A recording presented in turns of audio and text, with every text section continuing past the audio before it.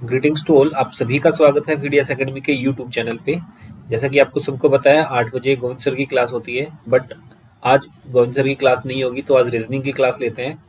और जैसा कि मैं हर बार आपको बताता हूँ कि आप लोगों को क्वेश्चंस सोल्व करने हैं, मेरे साथ साथ कॉपी पेन साथ में रखिएगा और उनको सोल्व करने की कोशिश कीजिएगा मुझसे पहले, ठीक है। और उसका एक्सप्लेनेशन तो मैं आपको साथ साथ बता ही रहा हूँ, और आपको ये मैच करना है कि आप किस तरीके से क्वेश्चन को सोल्व करते हैं। और मेरा तो क्या तरीका है, हो सकता है आपका बेटर हो या मेरा बेटर हो, तो हो सकता है कि आपको कुछ और अच्छे से ट्रिक मिल जाए या सीखने को कुछ अच्छे से मिल जाए। तो क्लास स्टार्ट करते हैं। अगर आप किसी भी एग्जाम की तैयारी कर रहे हैं, चाहे वो केवीएस है, डीएसएसबी है, पीआरटी है, एडब्ल्यूएस है, तो ये क्लास सभी के लिए काफ़ी इंपॉर्टेंट रहेगी। नंबर 1 क्वेश्चन है हमारे सामने। In march past 7 students are standing in a row. एक मार्च पास्ट में 7 विद्यार्थी एक पंक्ति में खड़े हैं। B is standing at the left of C but at the right of A. जो बी है वो सी के बाईं ओर खड़ा है लेकिन ए के दाईं ओर है। D is standing at right of E and at the left of A. जो डी है वो ई के दाईं ओर और ए के बाईं ओर खड़ा है। Similarly F is standing at the right of C and at the left of G. और इसी तरह एफ सी के दाईं ओर जी के बाईं ओर खड़ा है। F is standing at the, ये हो गया है, ठीक है। तो who is standing at the middle, कौन मध्य में खड़ा है, ये हमें बताना है। तो जैसे जैसे क्वेश्चन बताता है उसके अकॉर्डिंग क्वेश्चन को सोल्व करना है। मार्च पास्ट हो रहा है, 7 विद्यार्थी एक पंक्ति में खड़े हैं। बी सी के लेफ्ट में खड़ा है। जो बी है वो सी के लेफ्ट में खड़ा है। जो सी है, इस सी का लेफ्ट कहाँ पे होगा, इस तरफ होगा। तो यहाँ पे कौन खड़ा है, यहाँ बी खड़ा है, लेकिन ए के दाईं ओर है। जो लेकिन आता है यहाँ पे, जो लेकिन या बट या एंड आता है, वो फर्स्ट पर्सन के लिए यूज किया जाता है। तो जो ए है और बी, अब इसका मतलब क्या है, जो बी है वो ए के राइट ओर है, जो बी है वो ए के दाईं ओर है। तो ए का दायां कहाँ पे होगा, यहाँ पे होगा, और यहाँ पे कौन है, बी है। आगे देखते हैं। डी ई के दाईं ओर है और ए के बाईं ओर है। जो डी है वो ई के तो दाईं ओर है बट ए के बाईं ओर है। ए का बायां किस तरफ है, इस तरफ है। तो यहाँ पे कौन है, डी। और जो डी है वो ई के दाईं ओर है। तो ई का दायां कहाँ होगा, यहाँ पे होगा। यहाँ कौन है, डी है। क्लियर है, यहाँ तक कोई प्रॉब्लम नहीं है। आगे देखते हैं। इसी तरह एफ सी के दाईं ओर जी के बाईं ओर खड़ा है। यहाँ पे और एक ऐसे आएगा, दाईं ओर और जी के बाईं ओर खड़ा है, ये वाली चीज। तो इसके अकॉर्डिंग देखते हैं। जो यदि एफ सी के दाईं ओर, जो एफ है वो सी के दाएं, सी का दाएं कहाँ पे होगा, यहाँ पे होगा। यहाँ पे कौन खड़ा है, यहाँ पे एफ खड़ा है। और देखो मैंने आपकी बताया था ना अभी, जहाँ पे बट या ओ एंड आ जाता है, बट या एंड आ जाता है, तो उसका मतलब क्या है, वो फर्स्ट पर्सन के लिए यूज किया जाता है। सेकंड पर्सन के लिए जहाँ पे हु आ जाता है या जो बोलते हैं उसको, वो तो हम उसको सेकंड पर्सन के लिए यूज किएंगे। तो यहाँ पे जो जी है, तो इसका रिलेशन किससे, एफ से। एफ जी के बाईं ओर खड़ा है। जो एफ है वो जी के बाईं ओर। तो जी कहाँ, यहाँ यहाँ इसका बाया लेफ्ट कहाँ हो जाएगा, ये हो जाएगा। तो ये हमारे 7 बंदे हमें खड़े हो गए। अब हमें बताना है बीच में कौन है। टोटल 7 है, तो 3 तो इस तरफ से कवर हो गए, 3 इस तरफ से करोगे, तो बीच में कौन बचा, बीच में बचा बी। तो इस क्वेश्चन का आंसर क्या हो जाएगा, ऑप्शन बी करेक्ट आंसर हो जाएगा। Now come to the next question. Anand, Balu, Shekhar and Vikram are playing cards. Anand, Balu, Shekhar और विक्रम ताश खेल रहे हैं। Anand and Balu are in a pair. जो आनंद और बालू है वो जोड़ीदार हैं, वो एक टीम में है। Vikram face is on the north side. जो विक्रम का फेस है वो उत्तर की ओर है। If Anand face is in west, यदि आनंद का फेस, जो मुख है वो पश्चिम की ओर है, then whose face is in the south, तब किसका मुख दक्षिण की ओर है। देखो जो हमारी 4 दिशाएं होती हैं ऑन पेपर, वो क्या होती हैं, ये नॉर्थ होता है, ये साउथ होता है, ये ईस्ट होता है और ये वेस्ट होता है। अब क्वेश्चन के अकॉर्डिंग देखते हैं, क्वेश्चन में क्या बोल रहा है। 4 दोस्त हैं, आनंद, बालू, शेखर, विक्रम, ठीक है। अब आनंद और बालू जोड़ीदार हैं, बहुत अच्छी बात है। हमें नहीं पता बट ये कहाँ पे बैठेंगे अभी तक हमें नहीं पता, जो हमने 2 सेंटेंस अभी पढ़े हैं। आगे देखते हैं। विक्रम का फेस जो है वो उत्तर की ओर है, तो उत्तर की ओर फेस किस कंडीशन में होगा। देखो जो 4 बंदे हैं वो ताश इस तरीके से खेलेंगे। विक्रम का फेस है वो कहाँ पे होगा, वो उत्तर की ओर। तो विक्रम कहाँ पे बैठेगा, यहाँ पे बैठेगा, तभी तो उसका फेस उत्तर की ओर होगा ना। क्लियर। अब आगे देखते हैं। यदि आनंद का मुख या मुंह पश्चिम की ओर है। जो पश्चिम कौन सी दिशा होती है? पश्चिम ये वाली दिशा होती है। तो आनंद को कहाँ बैठाना पड़ेगा? आनंद बैठेगा यहाँ पे। जब आनंद यहाँ बैठेगा तभी उसका फेस पश्चिम की ओर होगा, वेस्ट की ओर होगा। तो अब यहाँ पे आनंद और बालू क्या थे? आनंद और बालू थे जोड़ीदार। तो आनंद के सामने कौन बैठेगा? आनंद के सामने बैठेगा बालू। अब चौथा कौन बचा? चौथा बचा हमारा शेखर। ठीक है, तो यहाँ पे कौन बैठेगा? शेखर बैठेगा। क्वेश्चन में क्या पूछा है? क्वेश्चन में पूछा है कि किसका फेस साउथ की ओर होगा, दक्षिण की ओर होगा। तो जो शेखर है उसका फेस कहाँ पे होगा? साउथ में होगा। तो इस क्वेश्चन का आंसर क्या हो जाएगा? साउथ इस क्वेश्चन का करेक्ट आंसर हो जाएगा। अगले क्वेश्चन पे आते हैं। Choose the pair that is similar to the given pair. उस युग्म का चयन कीजिए जो दिए गए युग्म के समान है। अब यहाँ पे स्माइल का जो रिलेशन हैप्पीनेस से है, यानी कि मुस्कान का जो रिलेशन खुशी से है, उसमें से 4 ऑप्शंस में से हमें बताने की कौन सा करेक्ट आंसर होगा। पहला, दूसरा, तीसरा, चौथा। जल्दी से आंसर कीजिए कमेंट बॉक्स में। ठीक है, अब मैं बता देता हूँ। तो यहाँ पे फेस और एक्सप्रेशन, जैसे मुस्कान और खुशी है तो फेस और एक्सप्रेशन, इसमें ये फेस एक्सप्रेशन नहीं होगा यहाँ पे आंसर। ठीक है, स्माइल और हैप्पीनेस में जो रिलेशन है वो हमें बताना है। तो सोरो और हैप्पीनेस ये तो अपोजिट ही हो जाएंगे। यहाँ पे स्माइल है और यहाँ पे हैप्पीनेस है, यहाँ सोरो और हैप्पीनेस है, ये तो होगा ही नहीं। यान और बोर्डम, देखो किसी के फेस पे स्माइल आती है तो वो हैप्पी होता है ना।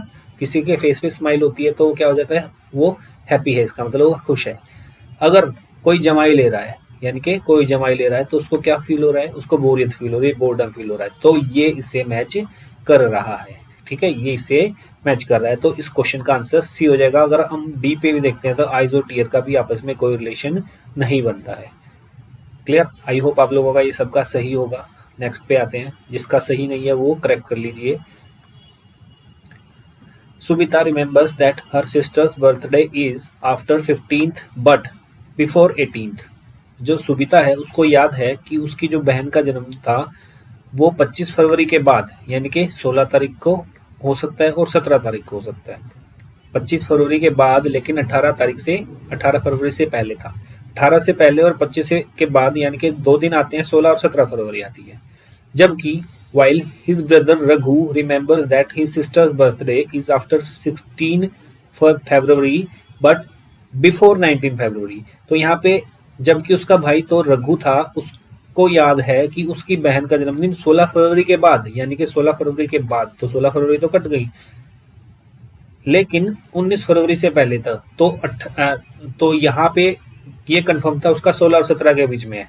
तो 18 तारीख तो वैसे भी नहीं आएगी। तो 18 तारीख क्यों नहीं आएगी? क्योंकि जो सुबिता थी उसको याद था 16 को है या 17 को है, और जो उसका भाई है रघु उसको याद है उसका 16 और 19 के बीच में है, तो यानी कि 17 या 18 को होगा। तो 18 का तो हो नहीं, क्योंकि 18 से पहले उसका जन्मदिन एज पर सुबिता। तो इस क्वेश्चन का आंसर क्या होगा? 17, यानी कि उसका जन्मदिन कब था? सुबिता की बहन का जन्मदिन था 17 फरवरी को। क्लियर? नेक्स्ट क्वेश्चन पे आते हैं। While going to college, Anita was behind Sunita and Rani was in front of Mala।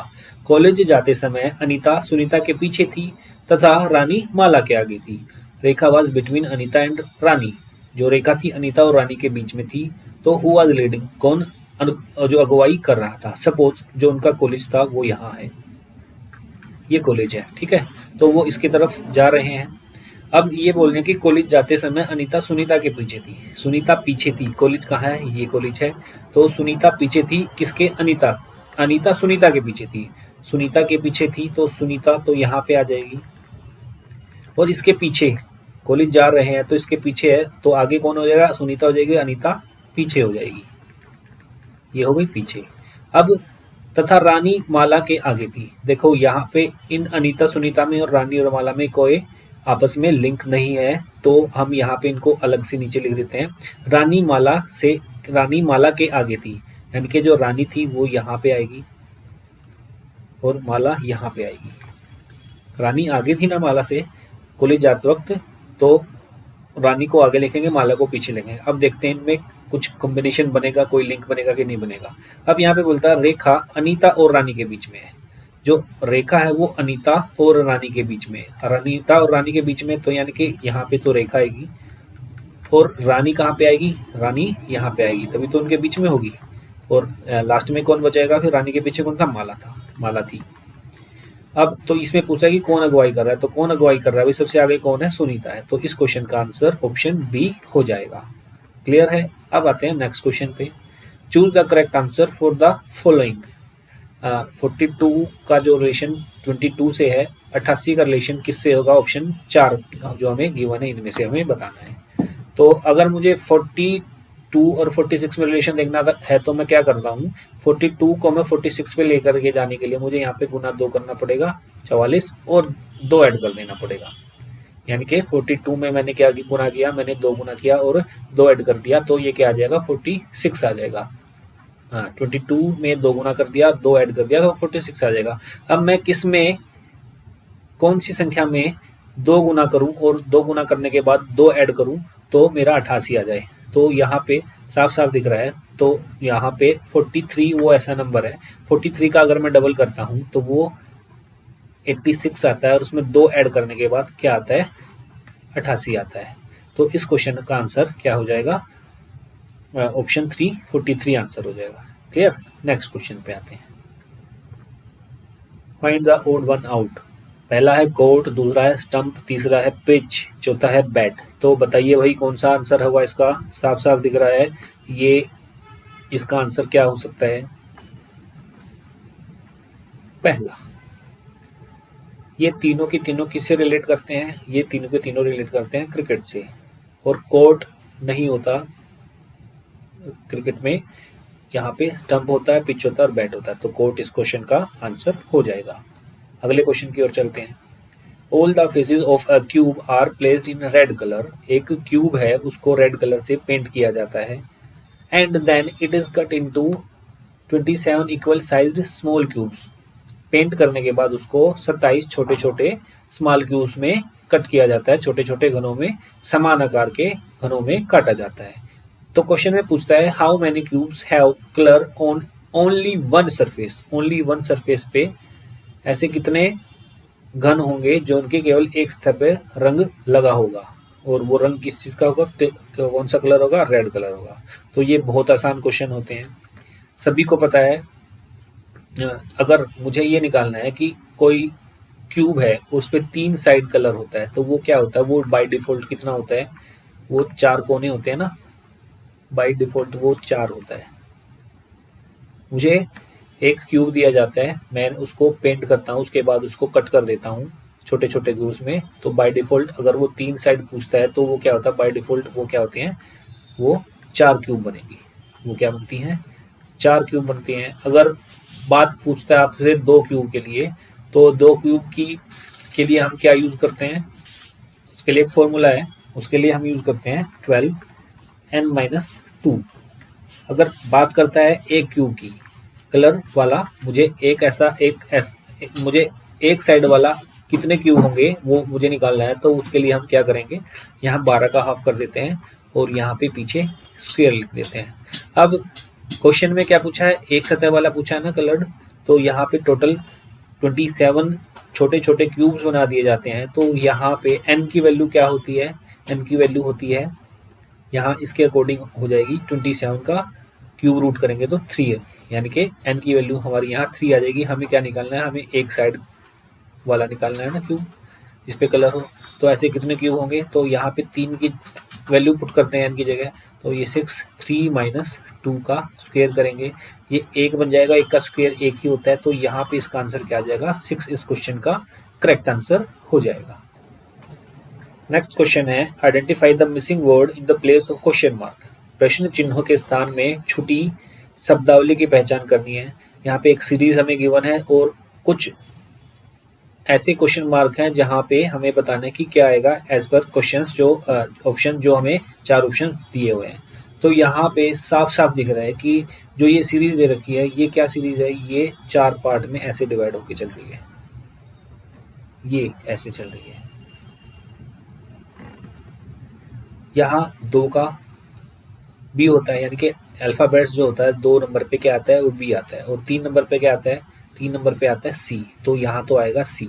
अब यहाँ पे 6 नंबर पे क्या आता है? एफ आता है। तो जी कितने नंबर पे आता है इंग्लिश अल्फाबेट्स में? 7वें नंबर पे आता है, तो यहाँ आएगा 7। अब यहाँ 5 नंबर पे क्या आता है, ई आता है, और डी कितने नंबर पे आता है, 4 नंबर पे, यहाँ आएगा 4।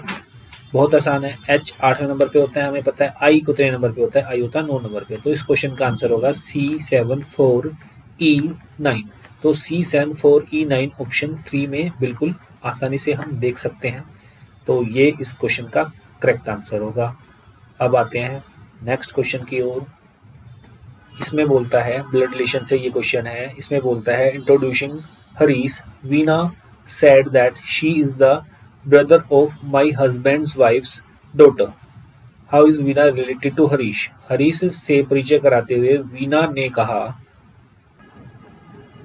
यहाँ पे क्या आएगा भाई, इंट्रोड्यूसिंग हरीश, हरीश को इंट्रोड्यूस कराने ना, तो हरीश का परिचय कराते हुए वीना ने कहा वह मेरे पति की पत्नी की बेटी का भाई है। वीना का हरीश से क्या संबंध है, ये हमें बताना है। तो यहाँ पे बात कौन कर रही है, वीना बात कर रही है। किसके बारे में बात कर रही है, हरीश के बारे में। तो जो ये वह है, ये वह कौन होगा, ये होगा हरीश। और जो ये बात कर रही है मेरे पति, ये कौन होगी, वीना होगी, ये होगी वीना। अब आगे पढ़ते हैं, यानी कि वीना के पति, और वीना के पति की पत्नी कौन होगी, वीना खुद होगी। और इसके बाद आगे देखते हैं, तो वीना की बेटी, ये वीना की बेटी यहाँ तक पहुंच गए। अब बेटी का भाई, जो वीना की बेटी है, बेटी का भाई क्या होगा, वीना का बेटा होगा, वीना का बेटा है। तो इस लाइन का क्या मतलब निकलता है, इस लाइन का मतलब निकलता है जो हरीश है वो वीना का बेटा है। तो क्वेश्चन में क्या पूछा गया, क्वेश्चन में पूछा गया है कि वीना का हरीश से क्या संबंध है। तो वीना का हरीश से क्या संबंध है, जहां पे का आ जाता है उसको हम क्या ट्रीट करते हैं, कौन। किसमें, इन दोनों में, वीना और हरीश में वीना कौन है, जो का किसके साथ चिपका हुआ है, इसके आगे चिपका हुआ है। तो यानी कि वीना और हरीश में यहाँ पे काफी कंफ्यूजन होता है बच्चों को कि कौन किसके बारे में पूछ रहा है। तो यहाँ पे जहाँ का होता है, का मतलब कौन समझ सकते हो, और कौन किससे पहले किसके बाद है, वीना के बाद आया हुआ है, यानी कि किसके साथ चिपका हुआ है, वीना के साथ। तो वीना और हरीश में वीना कौन है, तो वीना क्या हो जाएगी, यहाँ पे हरीश वीना का बेटा है, तो वीना उसकी मदर हो जाएगी। तो इस क्वेश्चन का आंसर ऑप्शन फर्स्ट सही होगा। तो चलिए भाई, आज के लिए इतना ही काफ़ी है। हमारे सुपर 10 क्वेश्चन हो चुके हैं। आई होप आप लोगों ने को क्लास अच्छी लगी है, आपने एंजॉय किया है, कुछ सीखने को भी हो सकता है कि आपको मिला हो। वैसे रीजनिंग इजी टॉपिक्स में से आ जाती है और काफ़ी स्कोरिंग सब्जेक्ट माना जाता है रीजनिंग को। तो आप को फिर भी I will recommend you to all that कि आपको टाइम टू टाइम इसकी प्रैक्टिस करते रहना, टच में रहना चाहिए, क्योंकि टच में रहेंगे तो आपको एग्ज़ाम में काफ़ी कॉन्फिडेंस फील होगा। तो मिलते हैं नेक्स्ट क्लास में, तब तक के लिए जय हिंद जय भारत। पढ़ते रहिए, मुस्कुराते रहिए। अगर आप को क्लास अच्छी लगी है तो आप क्लास को लाइक कर सकते हैं, और अपने जो आपके फ्रेंड्स लोग हैं उनको आप सब्सक्राइब करने के लिए बोल सकते हैं, और उनको अब ये वीडियो आप फॉरवर्ड भी कर सकते हैं। तो मिलते हैं भाई नेक्स्ट क्लास के लिए। बाय, जय हिंद।